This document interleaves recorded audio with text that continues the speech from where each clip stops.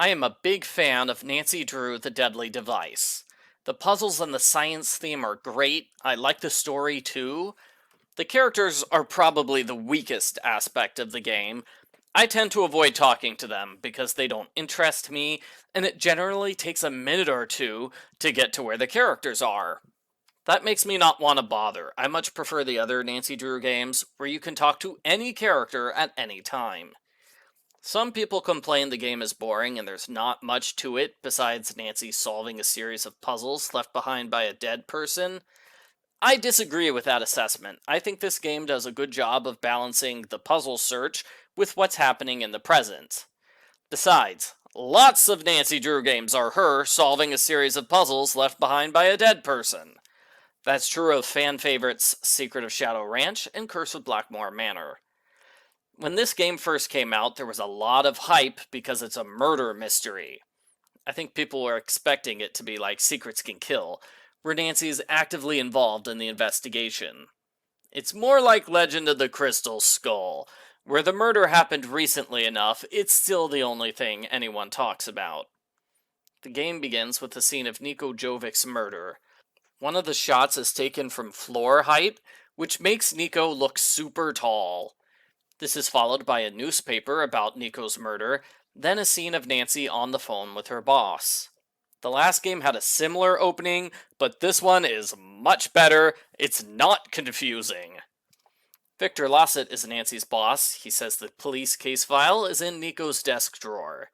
He promises to help Nancy with her cover, although the characters are so unconcerned about Nancy's presence that he really doesn't need to bother. Victor says Ryan is the prime suspect, and he refuses to let Nancy into the lab where the murder took place.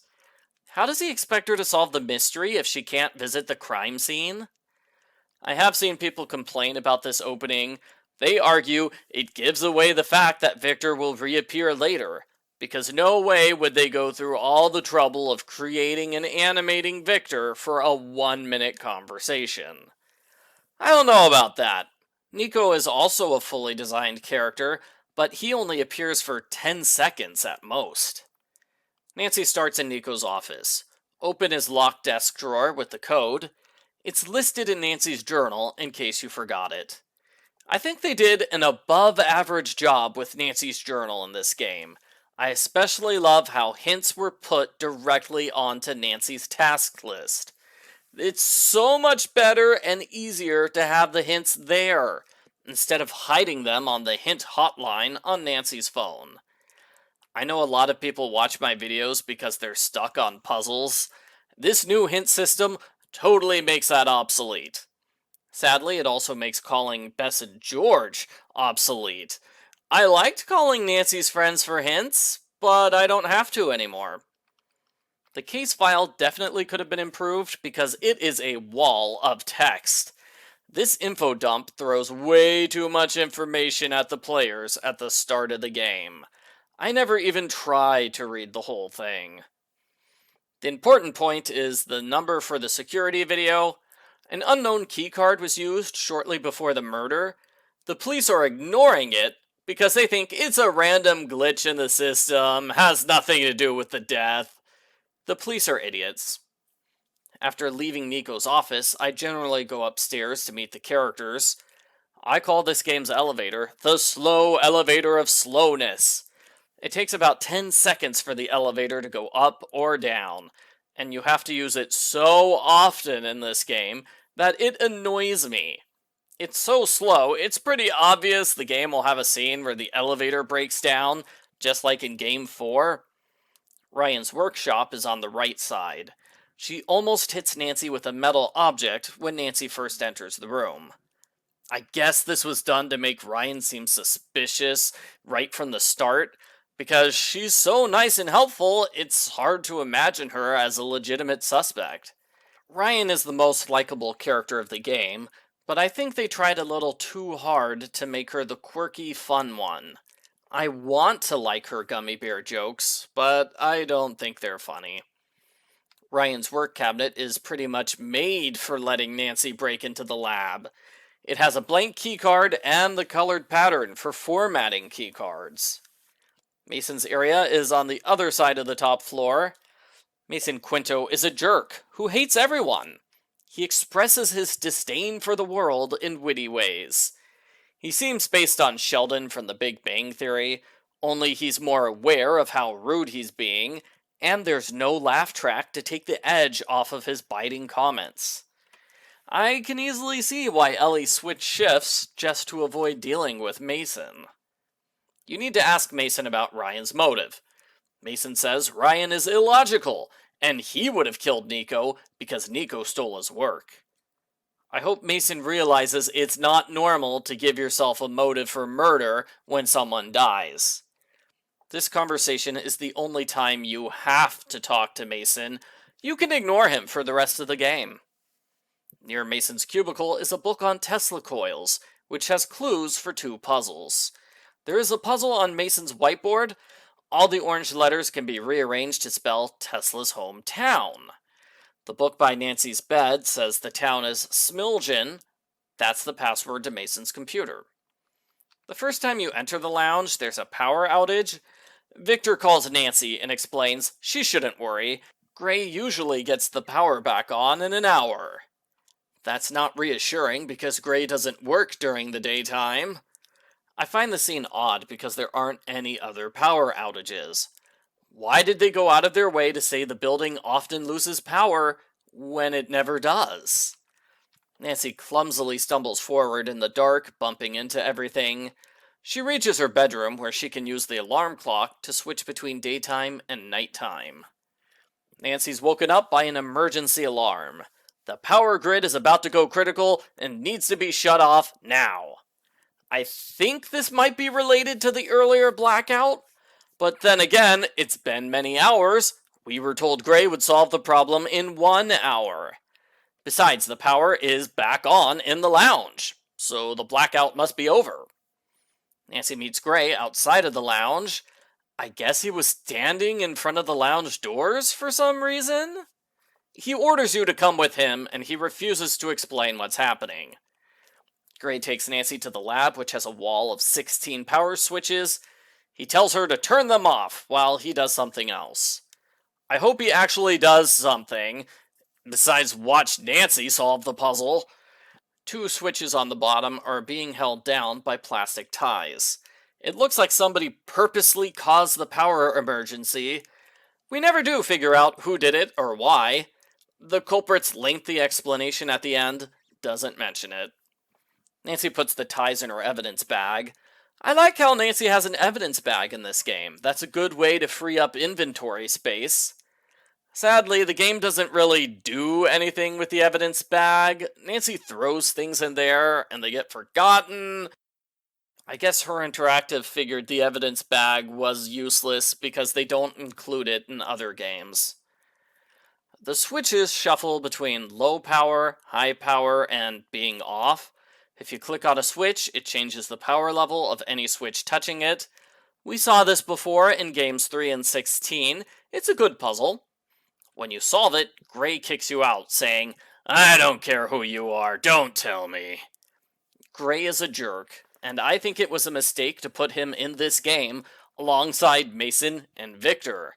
The game does not need 3 different science jerks. Gray is pretty much the same as Mason, just less eloquent and more confrontational. He seems to be making a deliberate effort to say as few words as possible, like talking in full sentences. Hurts.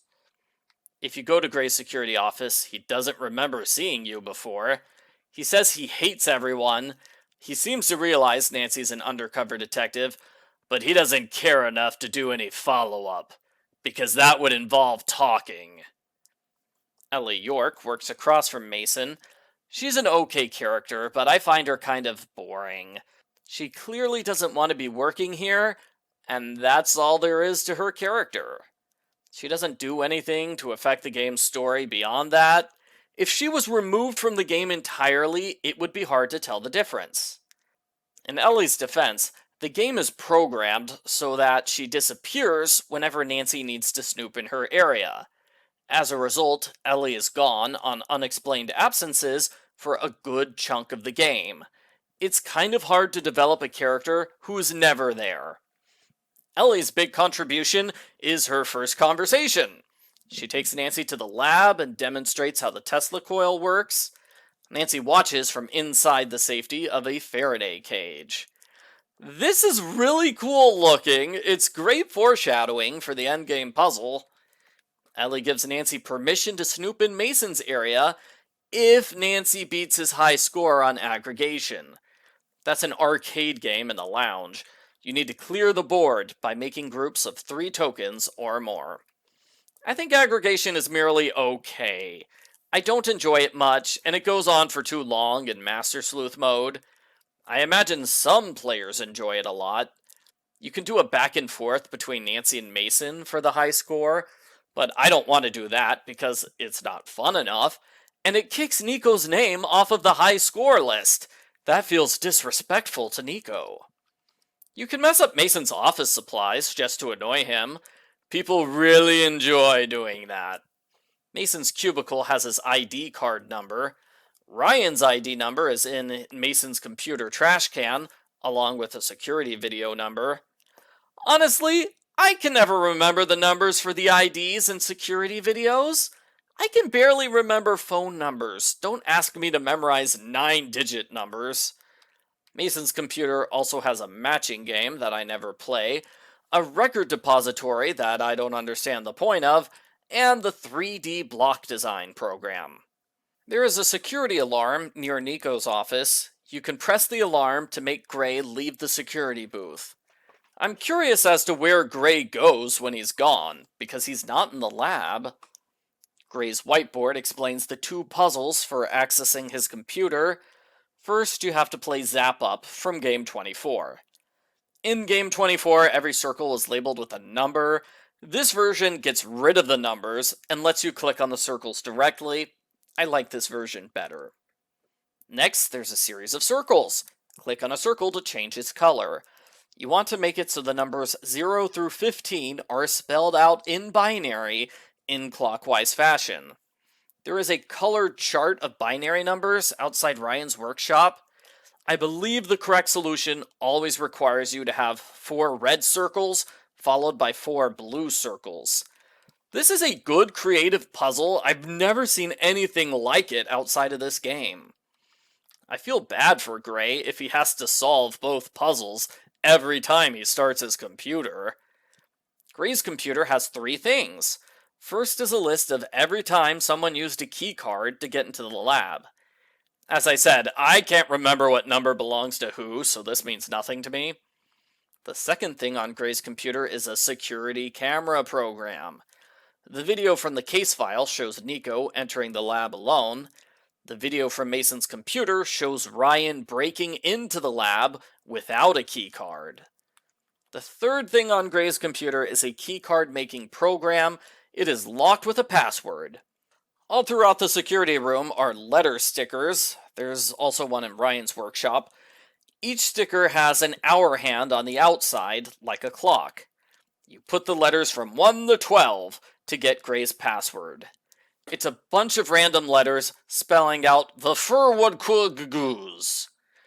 The keycard making program is the colored tile puzzle from Game 24. Don't forget to put the card in the reader before you start the puzzle. Once you've got the color pattern copied, you click the send button. You can now use the keycard to get into the lab. The area outside of the lab starts to hum when you watch the video of Ryan, ask Mason about Ryan's motive, and read the keycard login book. The humming is important. Nancy says, "That doesn't sound good. Ellie might want to know about this." I don't know why she decides to tell Ellie instead of a different character. They all seem capable of doing basic lab maintenance. Nancy tells Ellie, and as I said earlier, Ellie disappears for pretty much the rest of the game. I wonder where she went. Nancy can now snoop in Ellie's workspace. It's sort of like last game's Antiquities tent. They dumped a bunch of different items all in this one spot, instead of spreading them out in different places. Inside Ellie's book is her keycard number, and the clue for unlocking a phone. In a desk drawer is an audio diary, the instructions for the control booth puzzle, and a key for the photolithography cabinet. On the far right is a bunch of capacitors for the Tesla coil. You can also check Ellie's computer, her picture, and read a letter from her cousin. Since 3 of Ellie's items are for puzzles in the lab, I try to get them before visiting the lab. The main area of the lab is perfectly fine. I don't know why Nancy was banned from going in here. I would have just banned her from the Tesla coil lab. The police case file said the lab was reopened to scientific use, but that is a lie. Most of the stuff here is broken. Nancy has to fix everything, even though that's not her job. Around this time, Ryan screams because there's a robot cat. She gives you the puzzle of finding all 7 robot cat parts scattered throughout the game. When you find them all, you can put them together on Ryan's work table. It's an optional puzzle, you don't have to do it if you don't want to. I'm not sure what the point of the puzzle is, it's not like the robot cat does anything. I wish they had combined all the random robot cat parts into one inventory icon, because they tend to clog up your inventory. When Nancy asks Ryan about the broken musical Tesla coil, Ryan says it needs a new circuit board. Use the computer in the photo lab. You have to solve the circuit board puzzle from game 25. I like the puzzle, it feels appropriate to reuse it here. When you get it right, the circuit board automatically prints out. The book on the photo machine says you need 2 more things. The easy one is a silicon wafer. Use Ellie's key on the cupboard to get it.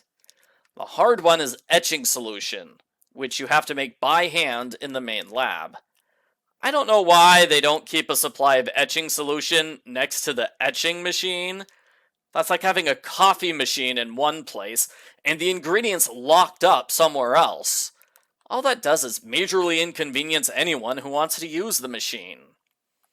The main lab's table has a notebook with the chemical composition of etching solution. It says you need hydrofluoric acid from the locked cabinet. Unlocking the cabinet is a puzzle I don't like. You need to press the 9 buttons to turn all of them blue. It works a lot like the power switches puzzle, only smaller.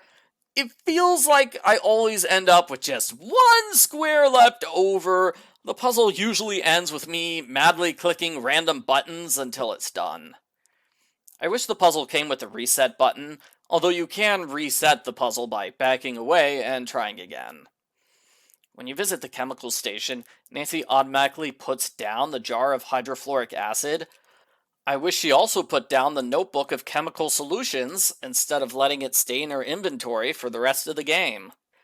You have a puzzle to combine the chemicals in the correct amounts. You pour them into various beakers. There's a 3 beaker and a 4 beaker. To get just 1 of a chemical, you pour it into the 4, then pour the 4 into the 3, leaving 1 in the 4. If you need 2 of a chemical, you have to do this process twice. I feel like I should mention, this would not be a puzzle in real life. If I only needed 1 milliliter of a chemical, I would just fill the beaker up to the 1 level, instead of filling the whole thing. You put the chemicals you want in the flask, and the ones you don't want in the disposal chute. When you're done, put the flask into a brown bottle in the upper left. If you did it incorrectly, it explodes in your face. Hey, at least it's not as bad as the chemicals puzzle from Haunting of Castle Malloy. Take the etching solution into the photo lab. The book says where to place the solution, the circuit board, and the wafer. Press the red start button. Like the 3D printer, you have to use Nancy's alarm clock to skip ahead to when the machine is done. Put your completed circuit board in the musical Tesla coil to fix it. The large Tesla coil is also broken. The easy repair is the capacitor board. Use the capacitors from Ellie's desk on the board. It's sort of like a cross between a jigsaw puzzle and Sudoku. Place 13 pieces so the same color doesn't repeat in any row or column. The pieces can be flipped, but they only go vertically. In Master Sleuth mode, you can't repeat colors and diagonals either. I thought this puzzle was great. It is challenging and creative. I like it. I'm less enthusiastic about the other repair. The coil has a pull-out drawer with a missing part. When you ask Ryan about it, she gives you the plans for the part. You must rebuild it using Mason's 3D printer program. The 4 pictures are all of the same part taken from different angles. This cannot be the best way to design machine parts. The puzzle is fair, but it's a touch too difficult. I always seem to miss 1 or 2 cubes, and I know other people greatly dislike it. When you print out the correct design, Nancy will say something. Once the big Tesla coil is fixed, you can test it out. The stairs lead to the control room. Ellie's paper explains what color the shapes are and what order to press them in. It's a pretty standard logic puzzle. Ellie's notes are inside. They call Nancy that annoying assistant, which is surprisingly rude of Ellie. Why does she think Nancy is annoying? Is that why Ellie doesn't have much in the way of conversation in this game? She's trying to avoid Nancy? The notes are dated October 29th. I didn't know this was a Halloween game.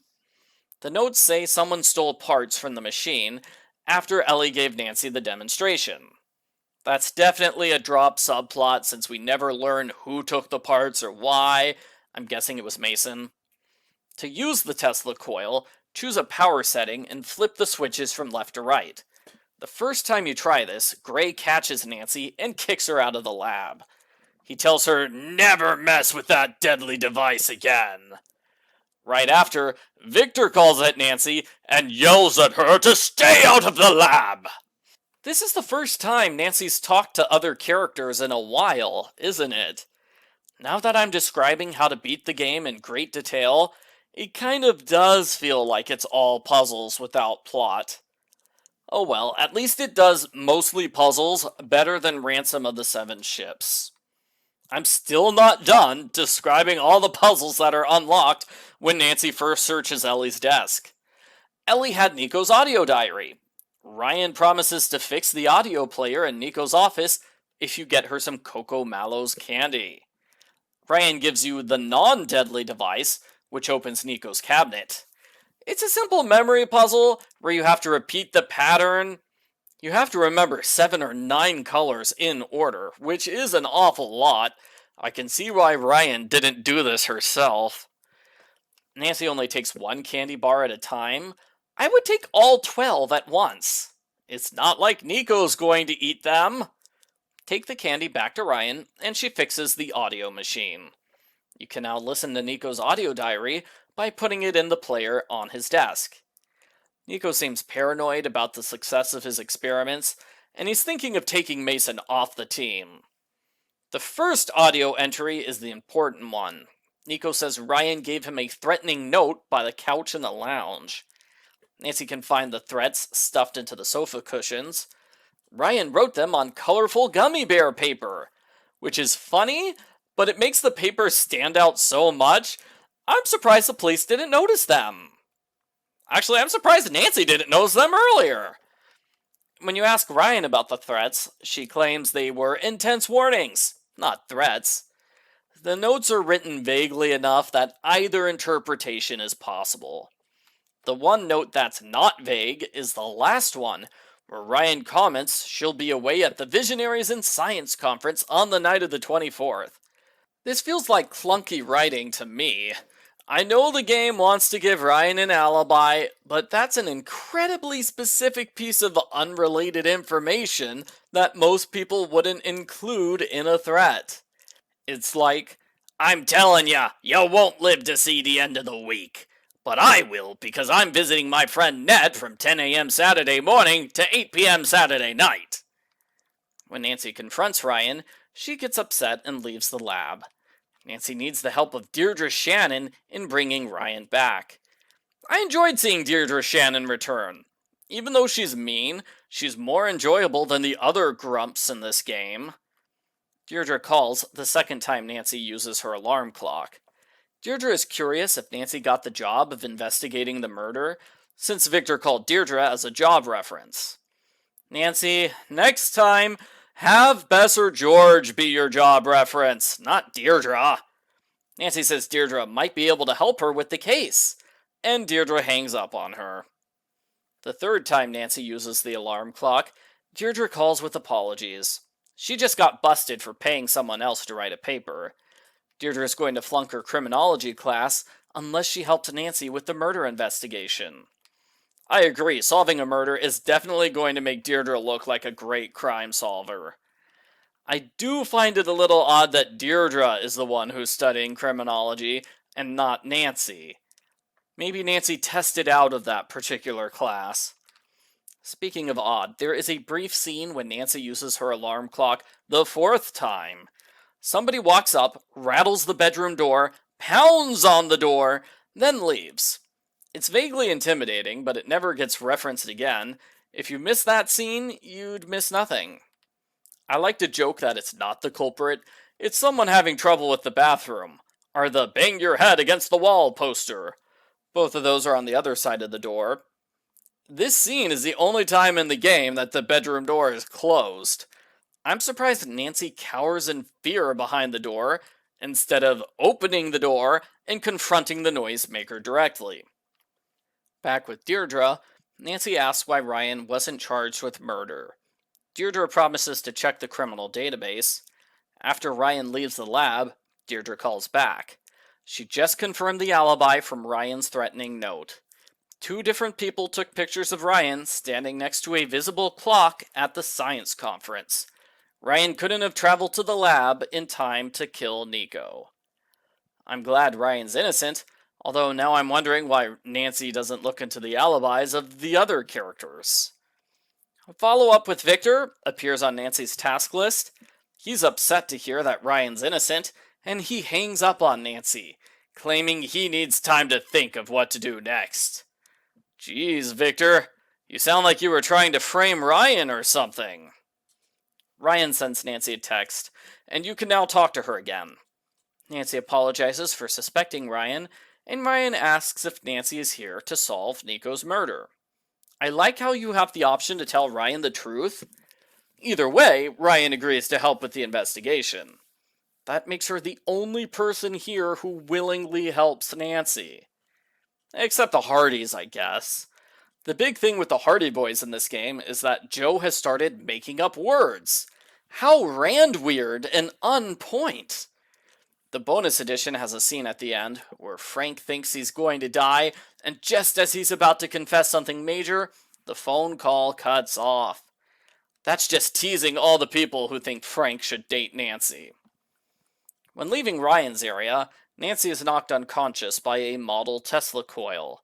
She wakes up in the photo lab, which is running out of air. If Nancy uses the intercom by the door, she talks to Ellie. Ellie is panicked because she's trapped in the control booth. I'm not the only one who's mad that there's no follow-up to this scene. Who trapped Ellie in the control booth, and why? Why doesn't Ellie use her cell phone to call for help? Why does the control booth have a speaker connecting it to the photo lab anyway?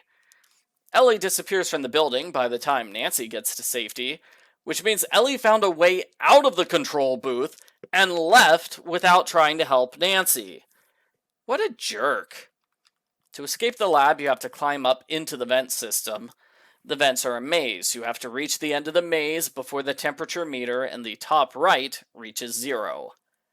The maze has 16 buttons inside, each with a different number and letter. If you put them together, they spell out, "Sunny June was here."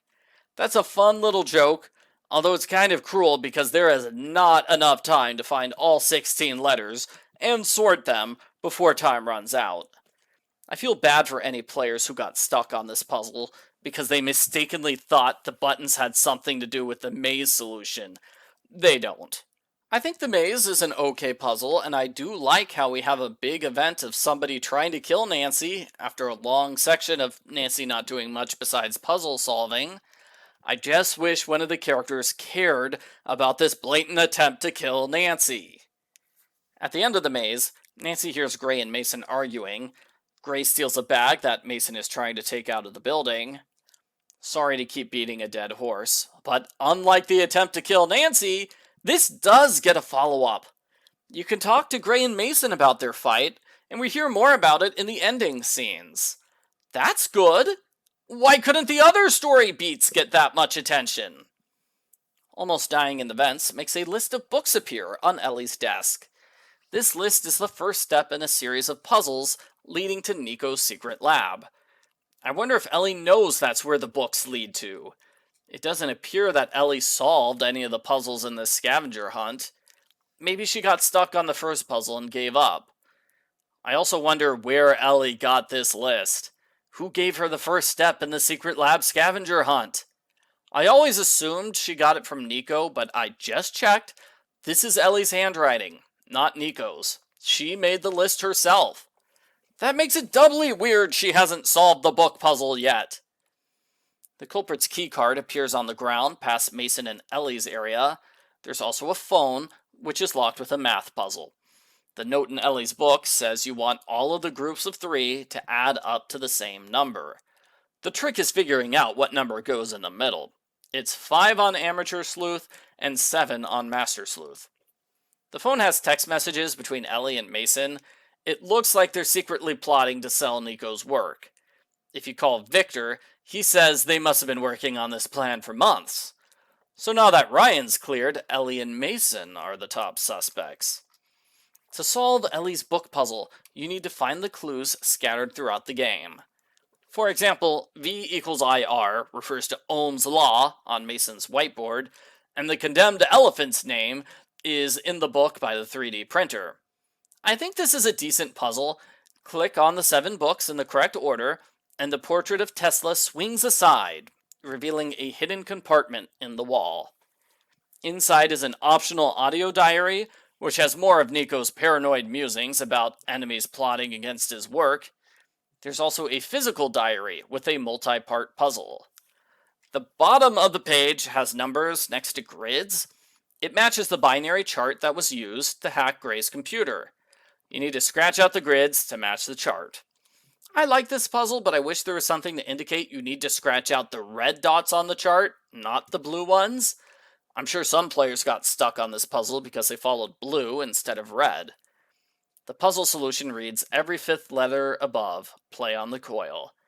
That's a straightforward puzzle. You need to circle every 5th letter on the grid and play those notes on the musical Tesla coil. Obviously, you can't do this until you fix the coil circuit board. Uppercase letters refer to the left side of the keyboard. Lowercase letters refer to the right side. Mason's whiteboard has a diagram for players who don't know how to use a piano keyboard. Playing the right notes opens up another secret compartment in the wall. Inside is a note from Niko saying to illuminate a black light under the glow. This is simple enough. Get the black light from the tool drawer in Ryan's workshop. If you talk to Ryan, she says she's been working on the vent system. That's why the air was off earlier. Ryan claims she didn't tell anyone about the vents. So it's just a coincidence the culprit locked Nancy in the photo lab at the same time the lab had no air. Okay, so we do get some explanation for that murder attempt, but it's not a good explanation. If the culprit wasn't trying to kill Nancy, why did they lock her in the lab? During the culprit's confession, Nancy claims knocking her out was part of an attempt to frame Mason and Ellie, but that doesn't make sense because the culprit locked up Ellie in a different place at the same time. Turn the large Tesla coil on low power, use the black light on the floor to reveal the message, enter the hex. Nancy can now go through the hexagonal hatch to reach Niko's secret underground lab. It's like something out of a superhero movie. Unfortunately, it's locked with a fingerprint scanner. After Nancy escapes from the air vents, she hears Gray shredding something. He refuses to say what it is, which is unsurprising. "I won't say anything," is pretty much his default response to every question. Distract Gray and take the paper from his shredder. The kill switch for the Tesla coil is here too. Nancy doesn't follow up on the kill switch angle. It has kill in the name, so I think it might be related to the murder. Nancy puts the shredded paper together in the lounge, which is an easy enough jigsaw puzzle. There's a picture of a machine with handwritten notes about science things I can't understand, like Q factor and resonant circuits. When you're done, click on the tape dispenser. I love how Nancy does such a terrible job of taping the paper together. It's hilarious how she can solve murders, yet fail on simple tasks. Gray's notes say he put something in safekeeping due to its possible military applications. There's a little red drawing of how to find it. Distract Gray again, then spin his coat hooks to match the drawing. This unlocks yet another secret compartment. Seriously, Niko should have given up on science and started a secret compartment business. The secret compartment does not have the military thing, but it does have Gray's doctorate in theoretical physics. There's an angry email chain between Gray and Niko from 7 months ago. It's kind of sad to think this was the closest either man got to having a friend. The important thing here is a security video number. Watch the video to see Gray left the lab shortly before Niko's death. Nancy notes there is a weird code on the third monitor. I think they gave Gray 3 monitors in this game just for this. Nancy asks Ryan for help. Ryan uses some kind of computer magic to make more numbers appear. She claims it proves somebody edited the video. What's more, the video is flagged. So presumably, the killer knows they found the proof the video was edited. As always, I have questions.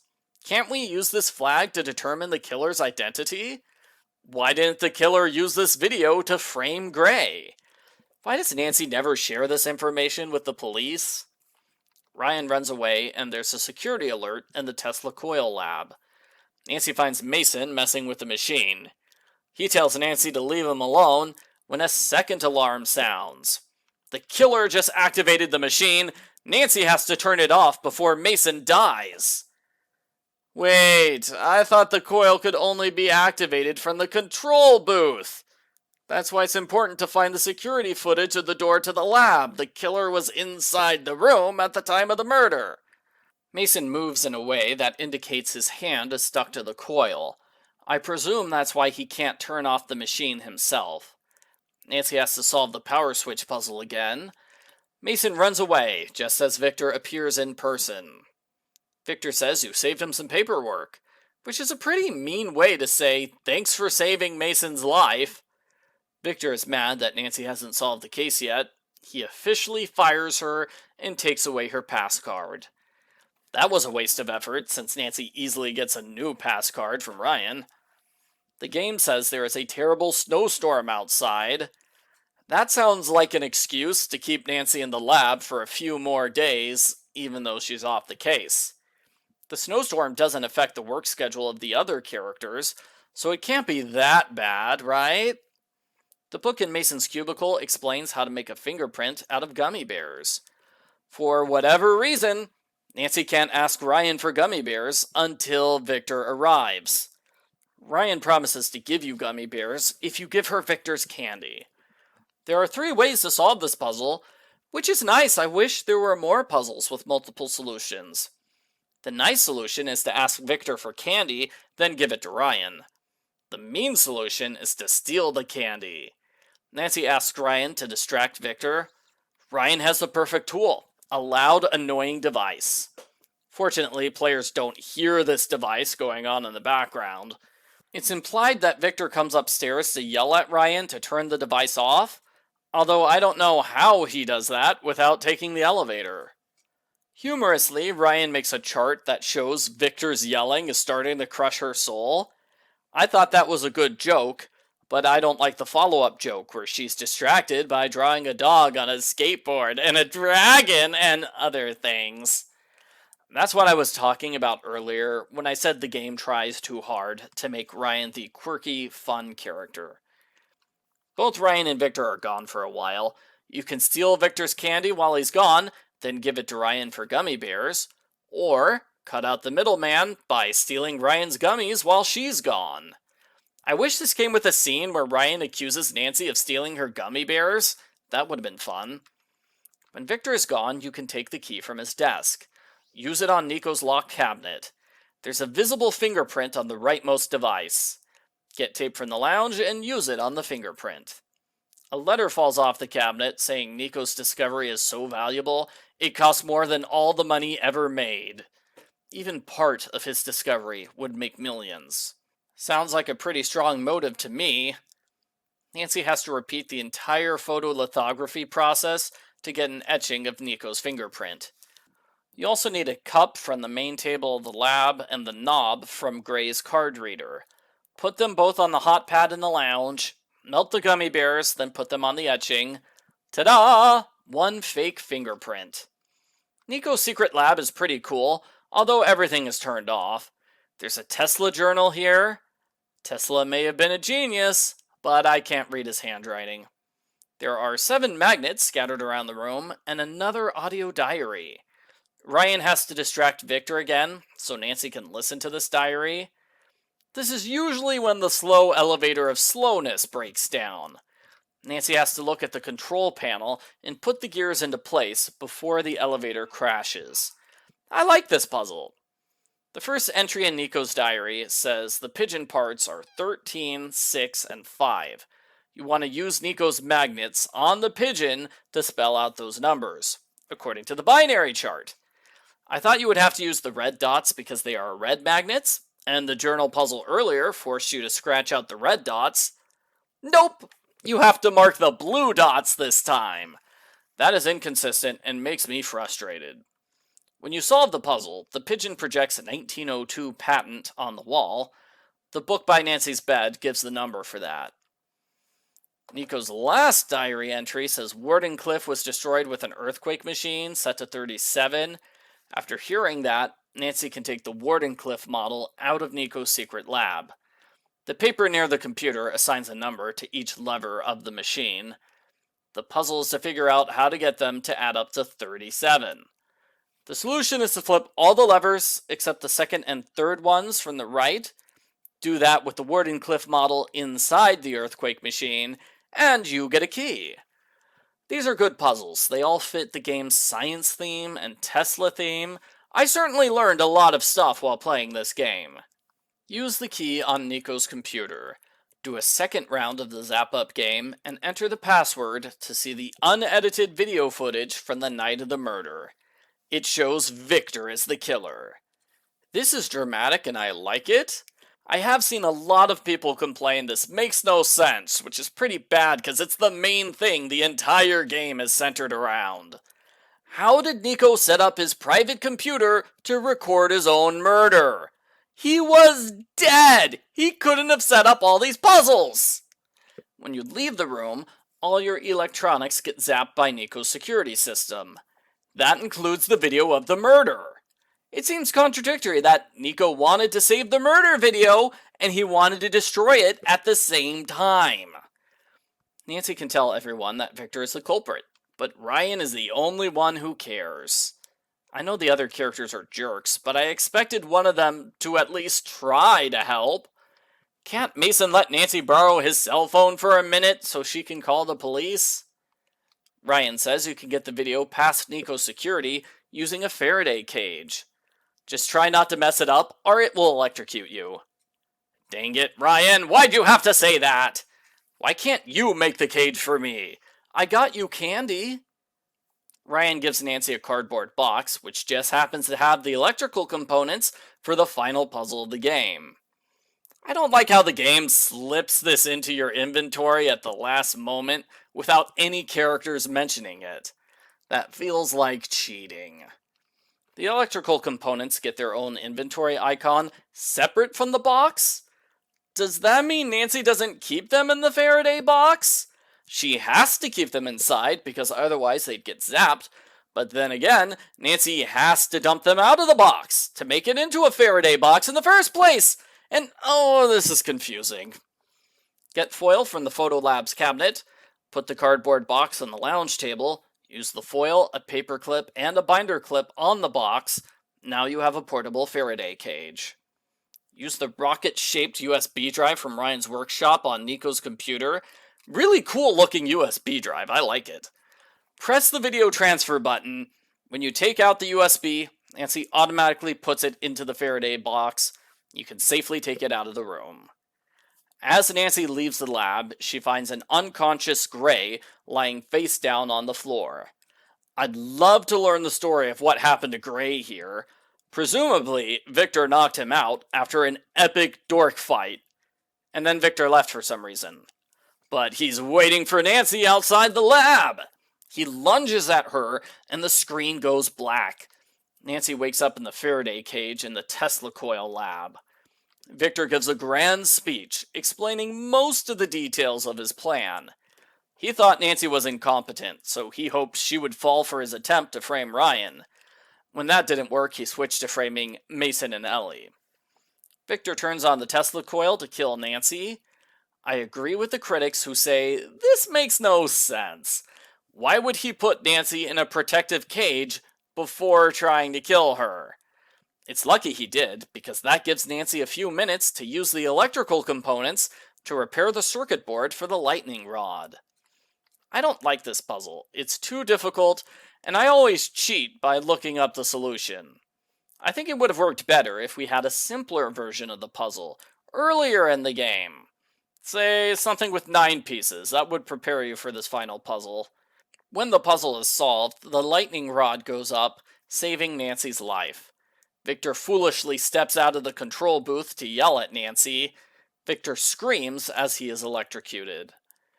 I'm not sure what happened next. Somebody must have turned off the Tesla coil. I don't know who or how. Nancy's in a cage and Victor's unconscious. Maybe it was someone else. The game skips ahead several weeks. Following Victor's arrest, the lab loses funding. Mason steals a bunch of research, leading to an epic dork fight between Gray and Mason. Thanks to the fight, Gray gets a lot of funding, and Mason gets a lot of date requests. I bet he said no to all of them, because the only person he loves is himself. This is another ending where it looks like they're purposely trying to hide the characters' faces. We get a great view of their shoulders, not their faces.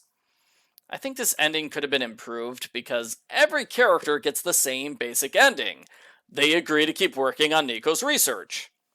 Ellie does set a limit on her work because she wants to go back home soon. Nancy finishes with inspiring words about Niko, followed by a shot of the Tesla coil in action. That's it for the game. I enjoy the Deadly Device. It's my favorite out of all the games in this phase of the Nancy Drew series. I know I complained a lot about the characters and story problems, but I still have a soft spot for the game. It looks like my original score was an 8 out of 10, which is probably accurate. But when I ranked all of the Nancy Drew games at once, I gave this one a 9 out of 10. I'll give it the higher score because I'm nice like that. I give Nancy Drew number 27, The Deadly Device, a 9 out of 10.